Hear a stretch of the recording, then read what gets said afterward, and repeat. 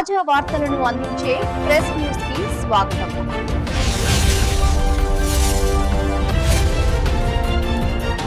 ప్రగతిశీల యోజన సంఘం PYL తెలంగాణ రాష్ట్ర కమిటీ పిలుపులో భాగంగా భద్రాద్రి కొత్తగూడెం జిల్లా ఇల్లందు మండలం పోచారం గ్రామంలో ప్రగతిశీల యోజన సంఘం పోచారం గ్రామ కమిటీ ఆధ్వర్యంలో భగత్ సింగ్, రాజ్గురు, సుఖ్దేవ్ ల 95వ వర్ధంతి వారోత్సవాలను నిర్వహించడం జరిగింది. PYL పోచారం అధ్యక్షుడు సురేష్ వహించగా PYL పోచారం కార్యదర్శి లక్ష్మణ్ జెండాను కార్యదర్శి ఆవిష్కరణ చేయడం జరిగింది. అనంతరం జరిగిన కార్యక్రమంలో ప్రగతిశీల యువజన సంఘం PYL తెలంగాణ రాష్ట్ర కమిటీ సభ్యుడు వంకుడోతు మోతీలాల్ పాల్గొని మాట్లాడారు.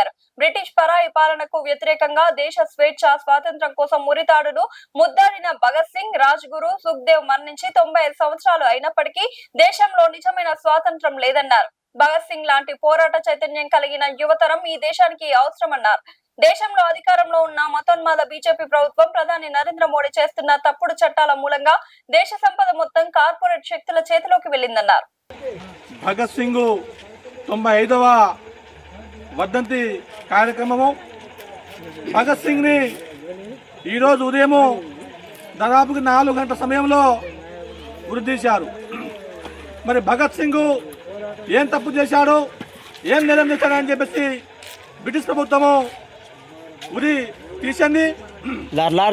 ఆలోచన చేసుకుంటే ఆ రోజు మన దేశానికి బ్రిటిష్ వాడు వ్యాపారానికి వచ్చేసి మన దేశం మీద ఆధిపత్యం చెలాయించి మన దేశ సంపదని మొత్తం కూడా కొల్లగొడతా ఉంటే ఆ రోజు రవి అస్తమించని బ్రిటిష్ సామ్రాజ్యాన్ని గడగడలాగిన భగత్ సింగ్, రాజగురు, సుఖదేవులు మరి దేశం కోసము, ఈ దేశంలో బ్రిటిష్ వారి ఆధిపత్యాన్ని, పెత్తనాన్ని ప్రశ్నించినందుకు కామ్రేడ్ భగత్ సింగ్ ని ఉరితీశారు. మరి భగత్ సింగ్ ఆనాడు నూనుగు మీసాల వయసులోనే, అంటే 23 సంవత్సరాల వయసులోనే ఉరికమ్మాన్ని ఎక్కాడు. మరి భగత్ సింగ్ ఈ ఆశయాల కోసము, ఏ రాజకీయాల కోసము, మరి దేశ విముక్తి కోసము తన అమూల్యమైన ప్రాణాలను ఇచ్చాడు.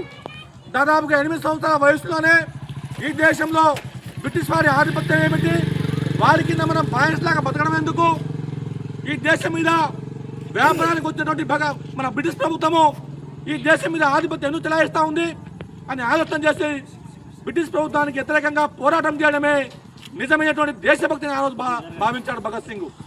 భగత్ సింగ్ ఆ రోజు 8 సంవత్సరాల వయసులోనే తన తండ్రి, తన కుటుంబంతో చేనికి పోయేటువంటి సందర్భంలో మరి బ్రిటిష్ వారి దగ్గర ఆయుధాలు ఉన్నాయి, తుపాకులు ఉన్నాయి.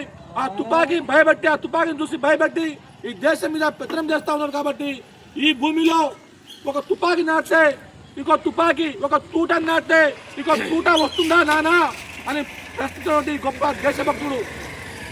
ఒకరోజు జలియన్వాలా బాగ్లో స్వతంత్ర సమరయోధులు ఒక దగ్గర సమావేశమై ఈ దేశానికి విముక్తి కావాలంటే ఏమి చేయాలని ఆలోచన చేస్తున్న క్రమంలో బ్రిటిష్ వాడు తన సైనిక బలగంతో దాన్ని చుట్టుముట్టేసి దానికి జలియన్వాలా బాగ్లో ఒకే ఒక ద్వారం ఉంటుంది.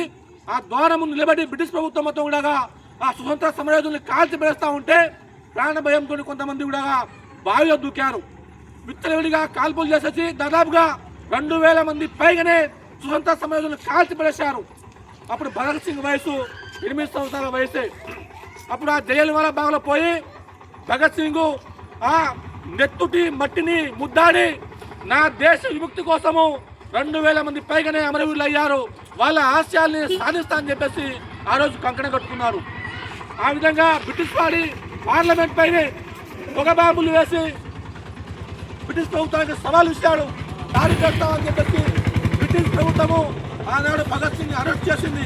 అరెస్ట్ చేసి ఎలాంటి విచారణ చేపట్టకుండానే ఈ స్వతంత్ర సమరయోధుల్ని ఉరి తీయకుంటే, వీళ్ళని శిక్షించకుంటే ముందు ఈ భారతదేశంలో మన బ్రిటిష్ ప్రభుత్వము ఉండదు, మన అధికారం చెలాయించదని చెప్పేసి అన్యాయంగా కుట్రలు చేసి ఆ రోజు అర్ధరాత్రి 3 గంటల సమయంలోనే కామెంట్ భగత్ సింగ్ ని, రాజగురు, సుఖదేవులని ఉరి తీసింది.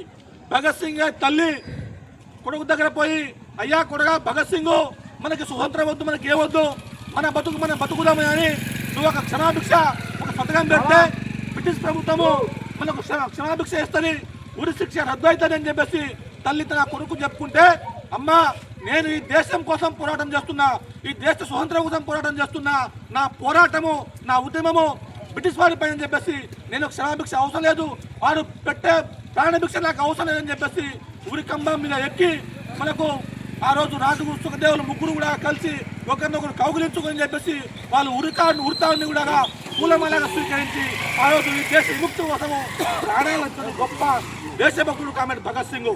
మరి భగత్ సింగ్ రాజుగురు సుఖదేవులు ఒకరే ఒక మాట అన్నారు, ఈ దేశంలో నన్ను నా ఆధిపత్యాన్ని ప్రశ్నించేందుకు నన్ను విరోధిస్తున్నావు, ఇలా నా ఒక్కంతోనే ఆగది పోరాటము, ముందు ముందు నా త్యాగాలతోటి నా యొక్క స్ఫూర్తితోని వందల మంది వేల మంది ఈ దేశంలో విప్లవకారులు పుట్టుకొస్తారని చెప్పేసి ఆ రోజు బ్రిటిష్ వారిని సవాల్ చేసి ప్రాణత్యాగం చేసిన తర్వాత అనేక మంది విప్లవకారులు ఆయుధాలు పట్టుకొని బ్రిటిష్ వారికి వ్యతిరేకంగా పోరాటం చేసినటువంటి చరిత్ర ఈ దేశ ప్రజలకు ఉన్నది.